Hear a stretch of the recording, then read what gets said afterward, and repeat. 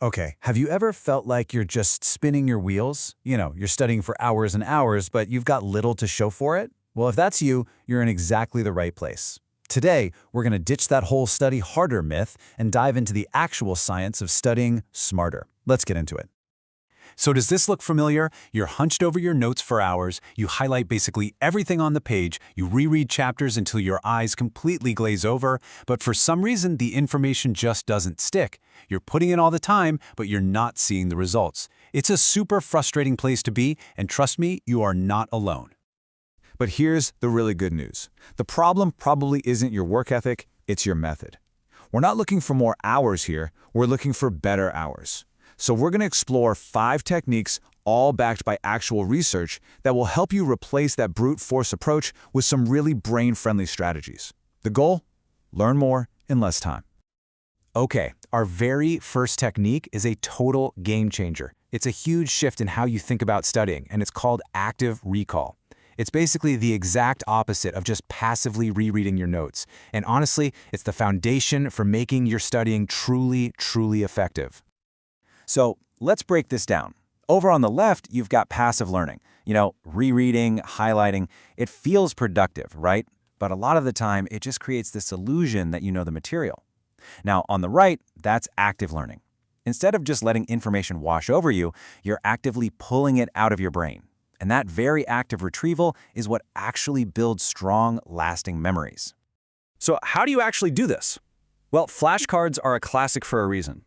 You could also try something called the blurting method. It's simple. After you study a topic, you grab a blank piece of paper and just blurt out everything you can possibly remember. It's a super fast way to see what you actually know versus what you just kind of recognize. Or just try explaining a concept out loud to yourself or a friend. If you can't explain it simply, you probably don't know it well enough yet.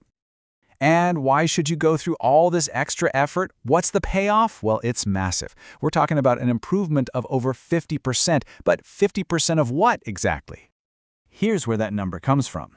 A huge study back in 2013, published in the journal Science, found that practicing active recall can boost your long-term memory by more than 50% compared to just rereading. That's not just a tiny improvement, that's an absolute game changer for your grades. All right, so now that we know how to engage with the material, let's get a little more strategic about when we study and for how long. This next batch of techniques is all about timing, mixing things up, and managing your energy. First up is spaced repetition. The whole idea here is to work with your brain's natural tendency to forget stuff. So instead of cramming everything at once, you strategically review information right around the time you're about to forget it. Every single time you do that, the memory gets a little bit stronger and lasts a little bit longer. Now, here's a really simple roadmap to get you started. You could review new material after 1 day, then again after 3 days, then a week later, and so on. Now, I know it feels a little weird to let yourself almost forget something, but that's where the magic is. That little bit of struggle to recall the information, that's what signals to your brain, hey, this is important, and helps lock it into long-term memory. Okay, so just like we space out when we study a topic, we can also mix up what we study in a single session. This is called interleaved practice. So instead of blocking out 3 hours for just math, try switching between math, history, and biology. I'll be honest, it feels harder in the moment, but it trains your brain to be more flexible and get way better at pulling up the right info when you need it. Just like you have to do on an exam. And finally, let's talk about managing your energy. Your brain just wasn't built to run a marathon for 8 hours straight. The Pomodoro technique is a brilliant solution. You work in focused sprints. The classic way is 25 minutes on, 5 minutes off. But you can adjust it, maybe 50 minutes on, 10 off. The specific time doesn't matter as much as the principle. Intense periods of deep work, followed by real rest. It's not about working less, it's about making your focus time really count. And this is a really crucial point.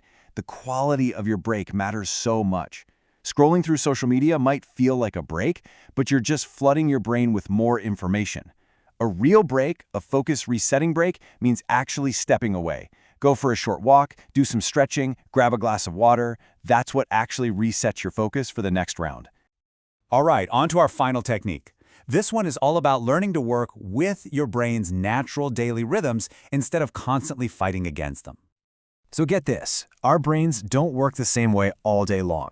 For most of us, the morning is when we have our peak analytical focus. It's the perfect time for tackling tough problems or memorizing facts. Then, as the day winds down, our brains tend to shift into a more creative, big-picture mode, which is awesome for things like writing or brainstorming.